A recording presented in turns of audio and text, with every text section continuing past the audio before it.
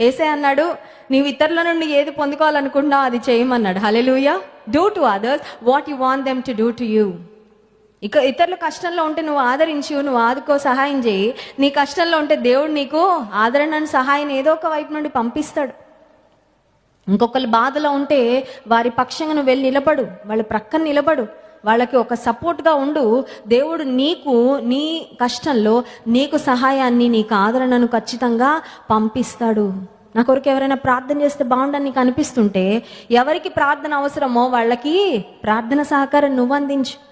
వారికి నువ్వు ప్రార్థన సహకారం అందిస్తే, నీకు సహకారం అవసరమైనప్పుడు, నీకు ప్రార్థన సహకారం అవసరమైనప్పుడు దేవుడు నీకు సహాయాన్ని పంపిస్తాడు. రాత్రికాల సమయంలో దేవునిలో మనం ఎదుగుతున్నాం, దేవునిలో మనం ఉన్నామని సంతోషిస్తున్నాం, మంచిదే. కానీ ఇతరులకు ఆదరణకరంగా, ప్రోత్సాహకరంగా మనము ఉన్నాం. అడుగుదాం, ప్రభువా ఆదరణను కలుగచేసే వ్యక్తిగా నన్ను